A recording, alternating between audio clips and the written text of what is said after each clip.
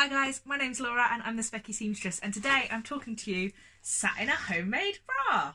Me-made bra, handmade bra. I made this and I'm wearing it.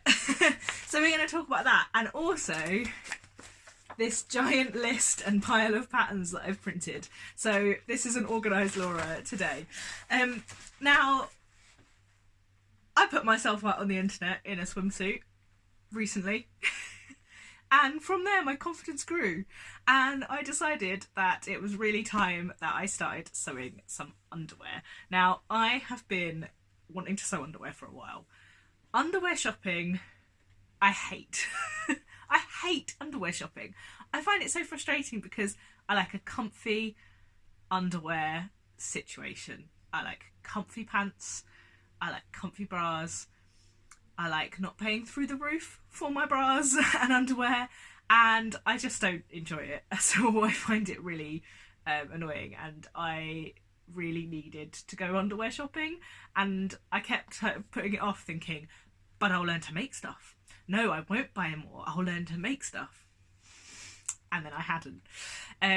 And I decided it was time. I had enough jersey scraps, and trust me, I've got enough jersey scraps to make myself underwear to last years. So it was time to tackle this and give it a go.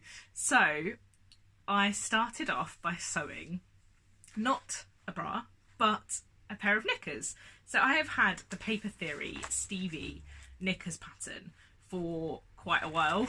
It's a free pattern if you sign up to their newsletter, and it's, yeah, you know, easy to print off, not very many pages. Thought I would give it a go, hadn't ever given it a go. And I decided it was time. I had some scraps left over of a jersey that was given to me by the wonderful Harriet from Sew Me Sunshine as part of a fabric swap that we did as part of our trip to Walthamstow Market, and I thought, this looks like pants. These scraps were destined to be knickers, and they became knickers. So I tried out the Stevie pattern, and I'm gonna pop in some pictures. There's gonna be lots of pictures of me in pants in this video, so just get used to that now. And I love them. I made the largest size, which was a size 18, and it said it was for a waist 94 centimetres, which is what, 36 and a half inches, and I have a 38-inch waist. But they fit me fine, not a problem at all. I went by the elastic length that they suggested and didn't have a problem. In fact, they were a little bit saggy in the bottom. It's not as good as a Bake Off soggy bottom, but it's not great. And yeah, I think that the gusset length was too long for me, and following on from my swimsuit experience, I'm starting to wonder if I just have a really small bottom, and maybe that's why I struggle with some of these things. But I have since made the gusset slightly shorter, and that seems to have fixed my bottom sag problem. So I mean, you know, my bottom is fine, but the fabric was saggy. And then I was like, I love this, I'm addicted to this. I cut out 3 more pairs, but I've been following the Small Bobbins blog and vlog series on free knickers and free bralette patterns. So if you haven't already heard of Small Bobbins, Kirsten, she runs a blog and a vlog, and also like a underwear supply shop from Belgium, I think. And she is running this great series. So she's just gone through some free underwear patterns, free knicker patterns, and she's done a really good review of all of the different fabrics and kind of extra supplies you would need for them, and also like all the different pattern reviews. She shows them on her body and what her views are of them. And then she's also doing the same for bralette patterns at the minute. And I thought, wouldn't it be great to try that out on someone with a different body shape to Kirsten? And I dropped her a message and said, do you mind if I do this? And she was really happy for me to kind of join in. So thank you, Kirsten, because you've given me a huge list of patterns to go and look at. Now, I think something that puts people off underwear making, and it certainly put me off for a little while, is all the extra supplies that you need to start. And I think that does put people off a little bit, as well as kind of thinking it's going to be quite complicated. Which is why I'm really pleased I started with the Stevie Knickers, because you literally need a front piece of jersey, a back piece of jersey, 2 gusset pieces, and some elastic. Now, I've been keeping the scraps of elastic from things, you know, like elastic that's got like a skirt that I've refashioned that I've got elastic left over from and I've just kept it, or elastic that has come like wrapped around parcels. Do you ever get that sometimes, like elastic wrapped around things as a gift tag thing? Well, anyway, I've been keeping all of those for literally no reason at all, other than the fact I thought they might come in handy one day. They came in handy. I finally managed to use them because I basically made the Stevie Knickers without having to buy anything. It's a free pattern anyway, so I kind of thought if it all goes wrong, I've not lost anything. And that gave me the confidence to try some other ones that maybe I needed to invest in. And actually, the first thing I did after I made them, after I paraded around the house for a little while, pointing at them and saying I made them, which I definitely did, much to my husband's amusement, I ordered some underwear elastic and then started to have a look at what I might need if I wanted to make some bralettes as well. Now, I told you I made a few pairs already of the Stevie Knickers. The plan was, I'll follow along with Kirsten's sew-alongs and I'll have a look at all the different patterns. But I needed knickers in my life and I just needed to make some, production line style, make some underwear that I could wear every day. And I did. So I then decided I would try a bralette pattern and I went for the Georgian Ginger Lovesick bralette, which is what I'm wearing now. And it's a really lovely soft bra with a kind of band at the back, reasonably wide straps, which I've put elastic in, again, leftovers, and I lined it with the leftovers of the power mesh from my swimsuit make. So the leftovers from this power mesh has made 3 bras, which I think is pretty good going. So I made a swimsuit and 3 bras from a metre of £6 a metre fabric. I'll pop in some pictures here rather than stand up and show you my midriff for kind of an odd angle. And I loved that, and I made 3 of those. So my experience of the Lovesick was that most of the reviews I read said that the sizing one's a little large. That's not true for everyone, and I've got a feeling that the difference is for whether people carry their measurement across their back or across their front, because I think that is where people might have found it a little tight. But what's quite good about the pattern is that you make the cup size and the band according to those separate sizes. So it's not kind of like medium large, extra large. It's like cut a size 16 bra cup and a medium band or whatever you need. And I made a 16D cup. So 16 is an XL. I kept the XL band for this pattern, and this is my first one, also from scraps from my Anya Basic that I made, my Pipe Dream Patterns Anya Basic, and really lovely cotton jersey from Lulu Fabrics. It's a tiny bit big, but I don't think I'd actually size down next time. I think what I needed to do was take a slightly larger seam allowance. So it has a centre front seam, and I think I'd take a slightly larger seam allowance there and have a slightly smaller band, just a tiny bit, and also take the straps in a little bit, just kind of like half an inch, just to give it a little bit more, cuppage for my breasts. So yeah, that's what I decided to do. Unfortunately, I decided to do that on my next 2 versions, which were made from less stretchy fabric. So I made one from a French terry with spacemen all over it, which I also made a pair of Stevie Knickers for. French terry for knickers, amazing, so comfortable, really, really comfortable. Strongly recommend that. Quite a lightweight French terry, I'd have to say. But it didn't have as much stretch, so I made those adjustments where I probably should have kept it the same as this one, and it's a tiny bit snug. It's supportive, but it's a tiny bit snug.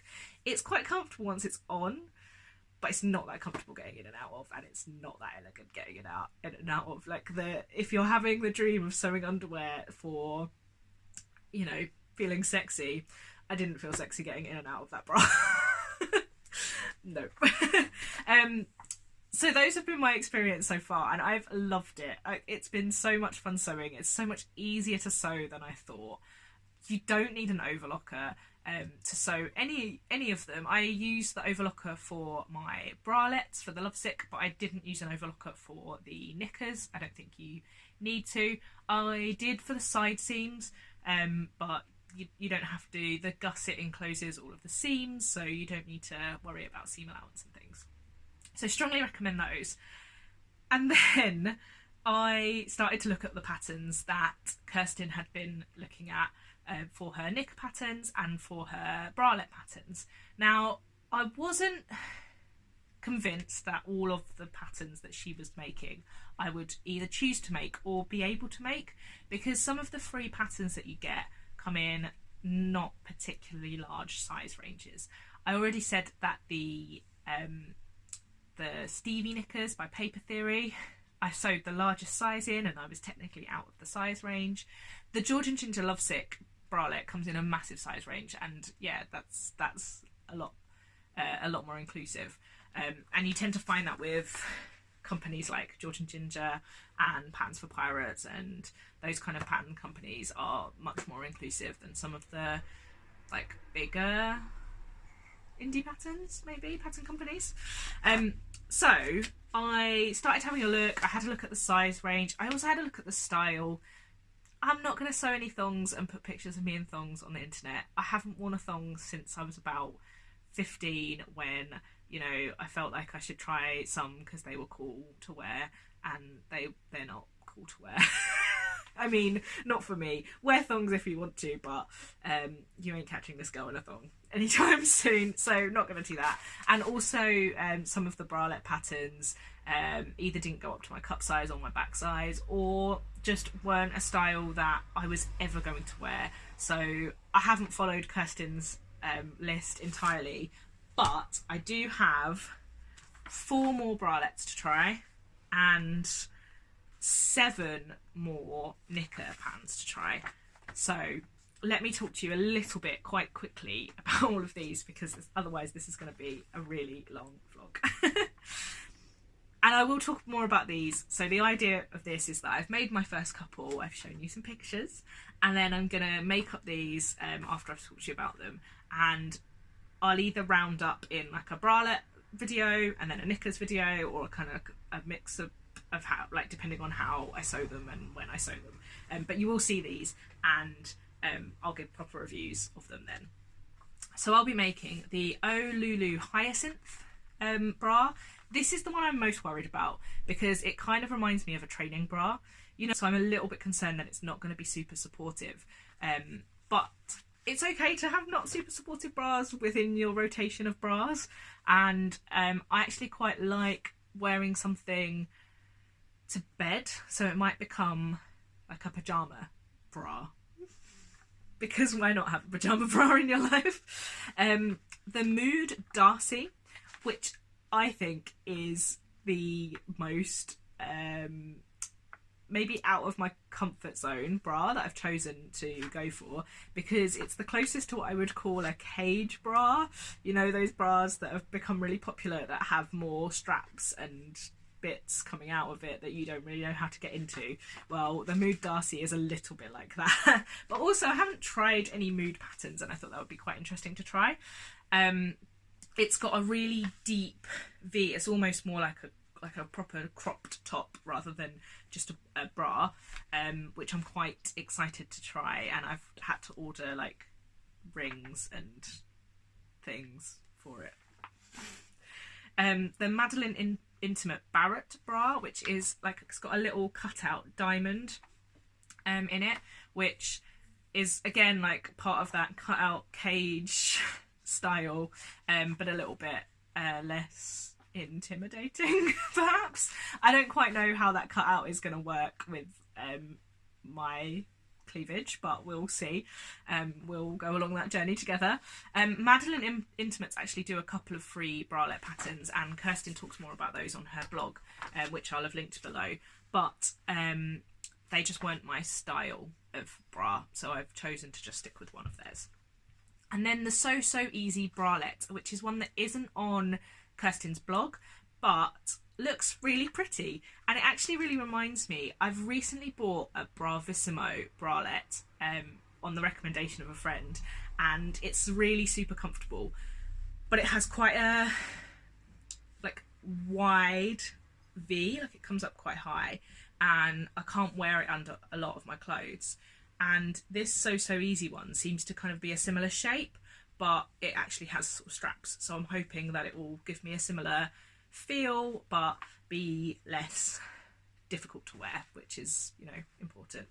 And you know, it's quite hard to find those little lacy bralettes, I think, in a larger size, and it's going to be quite fun to see if I can make my own. So we will find out together. And then Knickers. I never thought I'd be on YouTube just saying Knickers at a camera, but there we go. I've got the Megan Nilsson Acacia panties. Now, these are really popular. I think I've seen loads of people make them, and then another one that you get free if you sign up to their newsletter. And I'll have all the details below of how you get these patterns. It's probably going to be a really long description box, so apologies in advance, but I'll do my best to make sure that you guys know where to find them. These are just like a standard pant. They're quite similar to the Stevie Knickers. I think they're slightly higher legged, which I'm not sure about, but we'll see.